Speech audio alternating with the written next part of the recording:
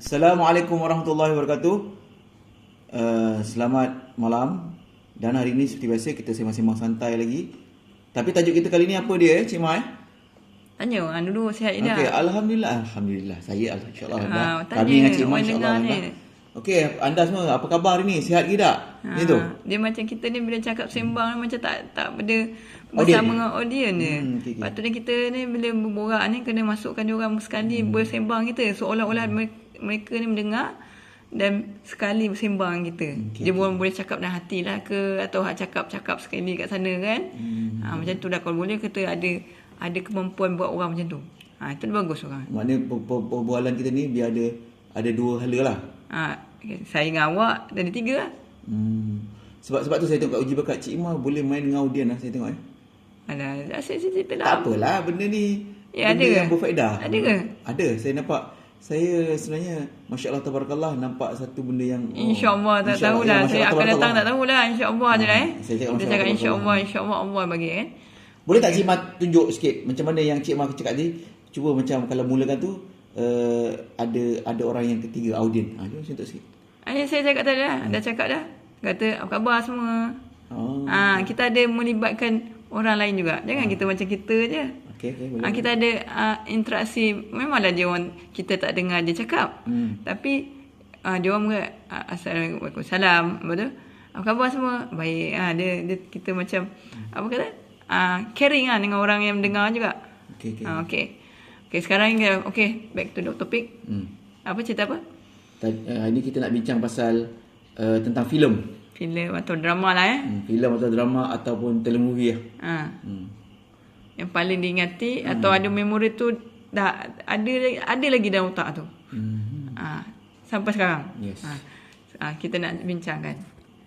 Sambil-sambil tu kalau ada orang yang mendengar ni yang nak kongsi filmnya atau telemovie ke atau drama yang dia orang anda ingat minat bolehlah komen, tak ada masalah pun. Okey. Saya antara orang yang minat filem lah. Cik Imam pun tahu kan. Saya salah satu hobi saya tu masa saya belajar kat UM tu. Hobi saya suka tengok wayang. Saya tak ada. Saya tak suka. Sebelum tengok wayang tu, masa saya tingkatan 6 dulu, maksudnya sebelum masuk U kan, memang saya antara orang yang orang kata suka tengok VCD lah. Kalau filem dulu masa kita kat kampung ni tak ada buat tampang wayang. Jadi nak tengok movie tu kita belilah CD dia. Adalah macam cerita Lailai Sabella, Soal Hati, Soal Ni Siapa. Saya antara peminat filem Melayu lah, khususnya filem Melayu. Itu antara yang itu nak perkenalkan secara intro lah tentang diri saya tentang filem ni. Kalau perempuan selalunya je suka tengok untuk Korea. Okey. Kalau awak lain lah sikit Lain sikit. Melayu Banyak lah saya tapi biasa saya banyak Cik Ma tengok saya pun banyak cerita Melayu je nak Mula-mula kalau ikutkan saya tengok kan, kita punya zaman ni yang glamournya mula-mula bukan Korea dulu tau. Mula-mula Jepun sikit, lepas tu Hindustan. Hindustan lah. Lepas tu baru tukar macam mana tiba-tiba meletup pula Korea pula dan sampai sekarang. Dia sejak Winter Sonata tu kan. Lebih kurang. Winter Sonata dengan Successful Bright Story, Successful Girl Bright Story ke apa. Itu. Lepas daripada cerita tu terus Korea je sampai sekarang orang suka tengok kan. Macam tu lah dia punya kronologi kan. Mula-mula pernah lah macam fenomena juga mula-mula Bollywood je. Dulu Hindustan, kalau kakak-kakak kita yang lahir tahun 60-an 1960-an, era memang orang yang lahir 90-an, maksudnya kalau kita zaman 90-an lah kita punya waktu kecil tu, kalau kita tengok kakak-kakak kita masa tu kita kalau macam kami punya usia ni, kalau tahun 90-an ni kami sekolah lah. Waktu tu memang kita tengok kakak kita memang Hindustan je lah tu. Dia tak panggil Bollywood, panggil Hindustan. Macam kalau yang bandar sikit dia suka tengok cerita Hong Kong. Jet Li, Jackie Chan, macam tu zaman tu. Dia tak ada lagi masuk Korea ke. Dia jenis macam tu kan. Okey, saya nak tanya awak, yang mana satu yang awak paling ingat lah sampai sekarang? Okey, saya ni salah satu filem ni banyak genre, ada filem ni banyak genre, ada genre seram, ada genre cinta romantik komedi, lawak jenaka punya filem jenaka kan. filem aksi, tapi okeylah. Nak cerita semua memang tak sempat lah saya nak sentuh antara genre yang saya suka lah, filem yang saya nak ajak Cik Mah kongsikan lah. Ada tak dalam selama Cik Mah? Tak, saya tanya awak dulu. Saya dulu. Okey. Saya nak kongsikan anda filem saya selalu cerita benda dengan Cik Mah.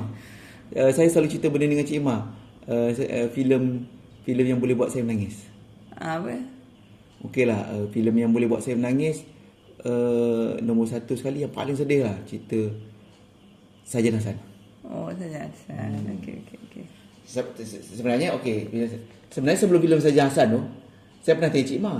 Saya tanya Cik Mah, Cik, awak apa filem yang boleh buat nangis? Saya nak tengok lah kan, sebab saya ni bukan kata suka nangis, maksudnya dalam kita hidup ni kena ada nangis sikit, tak boleh ketawa kan. Jadi saja tanya Cik Mah, ada tak filem ni? Cik Mah lah perkenalkan saya satu filem ni. Cinta Si Penggali Kubur. Saya cerita tu dulu pernah tengok, masa saya zaman 2005-2006 saya pernah tengok cerita tu. Tapi masa tu tak ada apa-apa pun. Lepas tu bila Cik Mah kata tu, saya try lah tengok. Bila tengok balik dia dah ada besar ni, bila tengok balik baru rasa sikit. Sedih tak? Macam sedih lah cerita tu, macam kenapa boleh menangis? Betul boleh ni. Lain lagi yang cerita Si Penggali Kubur tu, waktu yang saya boleh nangis tu masa nasi belahan tu. Kan masa tu dia tinggalkan isteri dia. Lepas tu dia makan, dia panggil siapa tu yang mak siapa tu namanya, tak ingat nama makcik tu, dengan seorang pelakon pembantu perempuan tu, nama dia Johorayut, nama sebenar dia Johorayut, yang masa nasi belahan makan sup. Masa tu saya tak ingat lah cerita dia macam mana. Ada dia masa waktu nasi belahan makan sup tu, memang nampak dia punya macam mana nasi belahan berlakon tu. Saya tengok nasi belahan berlakon kat cerita Si Penggali Kubur tu, dia punya lakonan dia tu mantap tu, saya tengok sampai kan yang lain-lain pun jadi mantap tak. Macam orang lain tu terekut dia punya power tu. Power aura dia. Sampai kan memang power sangat lah. Tapi masa saya tengok komen lah kan, cerita Si Penggali Kubur tu, nangis apa semua. Lepas tu ada orang komen, sedihnya cerita ni, nak tengok Sarjan Hassan pula lah. Sama dia macam saya. Kan saya cakap tadi, kalau nombor satu pada saya, yang paling cerita yang boleh buat saya nangis, satu Sarjan Hassan lah. Kedua cerita Si Penggali Kubur lah. Maksudnya tadi orang tadi dia dah tengok Si Penggali Kubur, cerita Si Penggali Kubur ni sedih kan. Lepas tu dia boleh tulis kat komen tu, nak tengok Sarjan Hassan pula lah. Sama pula macam saya punya pendapat.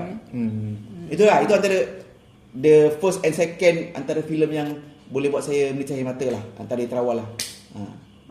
Cuma Cik Mah pula, takkan saya share lagi. Tapi Cik Mah lah pula sikit.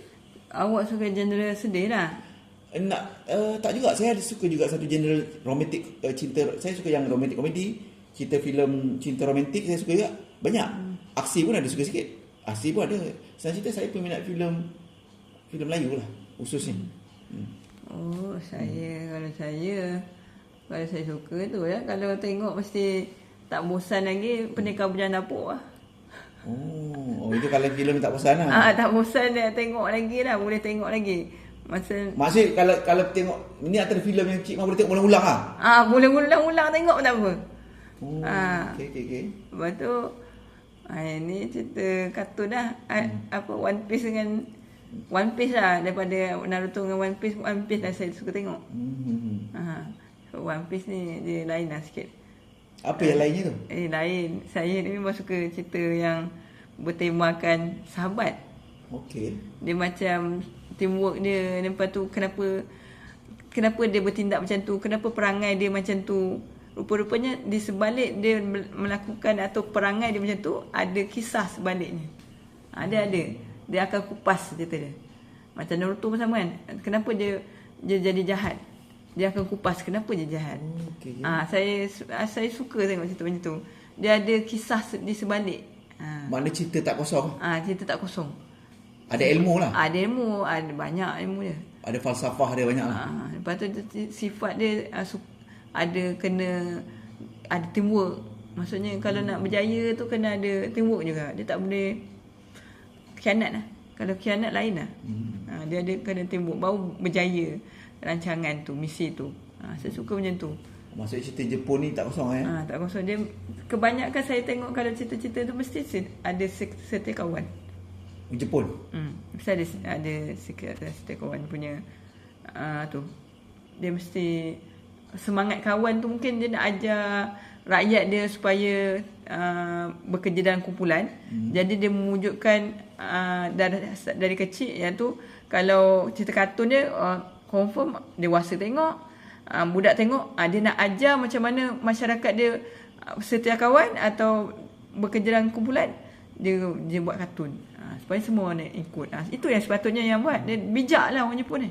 Maksudnya filem tu dia sama ada orang kata filem tu menggambarkan budaya kita ataupun filem tu sendiri berperanan untuk membentuk budaya ataupun berperanan untuk menerangkan satu budaya tu dengan cara pendidikan melalui filem tu lah. Dan dalam jangka masa yang sama, secara tak langsung atau secara langsung, dia akan memberi peranan dalam membentuk satu budaya masyarakat tu. Okay. Macam ada satu cerita apa? Itu Naruto tu. Budak tu dia sebenarnya tak jahat. Tapi yang menolong dia tu orang jahat. Jadi dia terpengaruh dia setia dekat orang jahat tu. Sebab orang lain, orang baik tak nak tolong dia.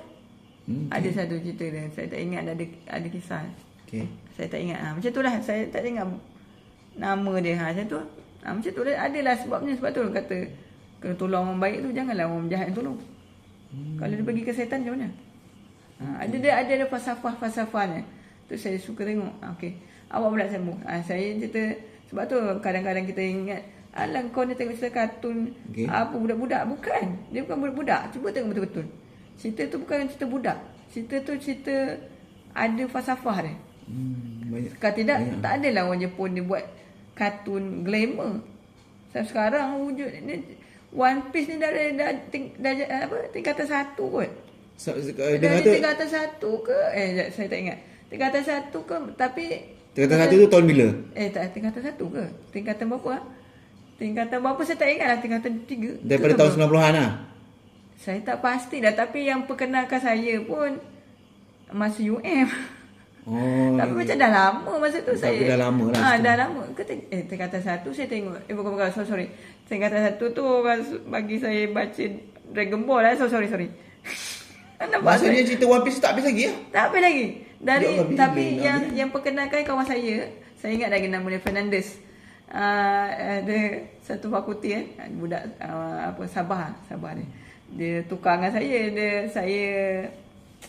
Saya baca Detective Conan, dia baca One Piece. Tukar lah kan dia. Buku apa, komik apa? Komik buku komik house tu. Oh, ini memang minat komik kan ni. Lepas tu tukar lah baca. Masa tu lah dia perkenalkan. Masa tu seronok. Itu pun dah episod 18 ke berapa. Kita orang tukar-tukar. Saya tengok Detective Conan, dia baca tu, dia tukar. Masa tu lah. Okay. Saya itu je lah. Dah 12 minit awak boleh sambung. Okey.